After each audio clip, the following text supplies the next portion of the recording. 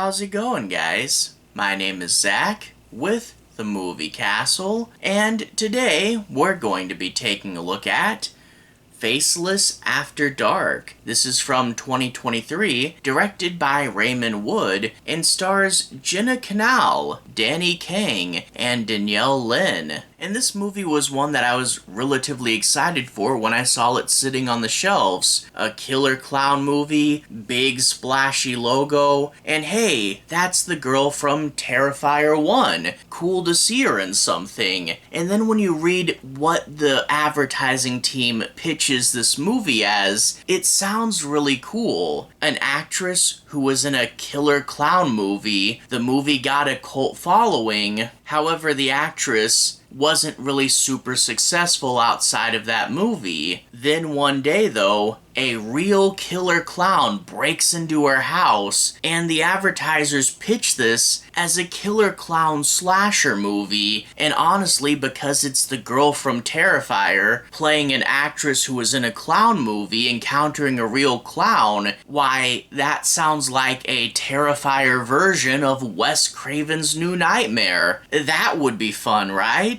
But that's not what this movie's really about. And watching the movie, you see really quickly the actual direction that this is going. I don't consider it a spoiler, and I feel that it's best that you know what the movie's actually about before going in, but boy did the marketing team not want you to know this. If you don't want to know, feel free to pause right here, but I do feel that it is best that you know. Yeah, the movie is not a killer clown slasher movie. Actually, the killer clown breaks into her house and is killed off really quickly. Jenna Kanell kills the home invader. However, she develops a taste for killing and starts inviting randos from the internet that she doesn't like into her house, drugging them and then killing them. It's a relatively random murder spree movie and is basically just Jenna Kanell killing random people for most of the runtime. And to be fair, I kind of hate criticizing a project like this. You can tell that this was a very personal project. Jenna Kanell is not only the lead actress, but she's a co-writer and a producer on this movie, and a lot of the movie's plot is clearly inspired by her real life. And don't get me wrong, I love seeing a project done because people actually want to make something and tell a story. That is so much better than the soulless slop that gets cranked out by Hollywood every single year. But just because the movie has motivation behind it, it doesn't mean that it came out right. And honestly, after seeing this movie, it comes off as a very self-indulgent revenge fantasy movie, and honestly makes me wonder if Jenna Kanell's doing okay in real life. Like, I feel someone should go in and check on her. Sadly, her character in this movie is pretty unlikable. I mean, it's acted well enough and there is some moments of humor, but let me ask you this. If your movie's about a failed actress that's upset with having this cult following but no real-world success,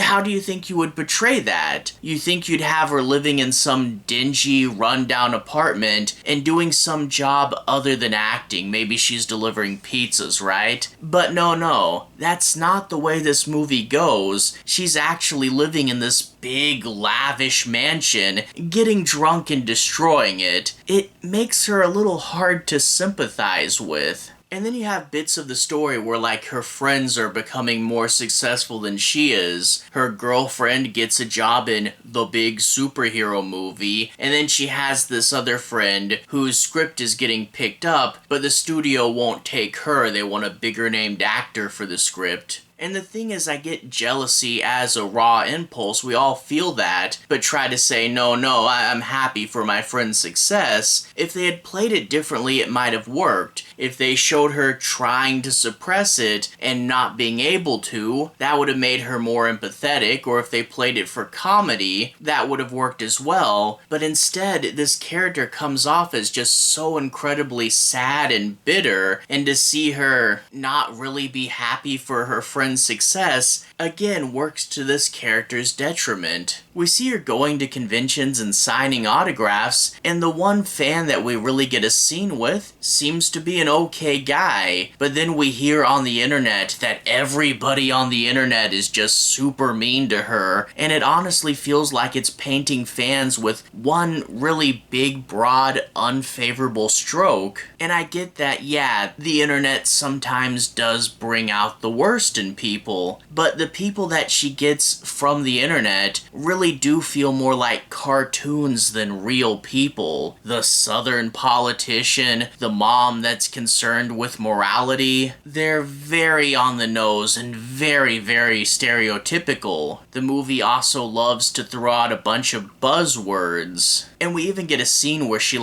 goes on her phone and we see a bunch of news articles and videos just flooding into her face and triggering her and making her angry. And the thing is, I think there could have been a point with this movie. We do see a lot of rage-inducing content on the internet. It really does divide people, and it feels like more people are divided now than ever before. And there really is something you could say about social media poisoning. However, I don't think they got the tone right. I'm not really sure if this is what they meant to or not, but the movie actually does feel like it's advocating for physical violence, and this should go without saying. Yeah, there are bad people on the internet, but physical violence is never the answer. And this movie really does read as, do you not like someone? Let's murder them. And yeah, violence has been in movies a lot, but you can tell with something like, say, American Psycho, that it's being critical of its main character, and it doesn't really feel like that in this movie. Honestly, on the technical end, it's shot and edited and acted well enough. The movie wasn't boring or anything, but it's not at all what the advertisers try to sell you on, and I worry the messaging may have gone off the rails here. Overall, if this was Terrifier's new nightmare, I would have been more invested with this, but there's very little killer clown imagery, and the advertisers sell you a movie that this really isn't, and this is just a really random, unmotivated killing spree. So yeah, I can't really get behind this thing, but I don't know, maybe some people will like it, but I can't really recommend it. I feel that this is one of those movies that really did need a critical third person looking at it and saying, are you sure you really want to say this? Are you sure that this is really what you mean? And then of course honest advertising would have been a lot better too. All that being said, to everyone who's watched so far, thank you for watching. To everyone who's liked and subscribed, thank you. You really are helping the channel out. I'll leave a relevant playlist on the bottom. If you guys want to see more movies kind of like this, you can click right there and see more. Anyway, have a good day. I'll see you guys again very, very soon. Playlist here.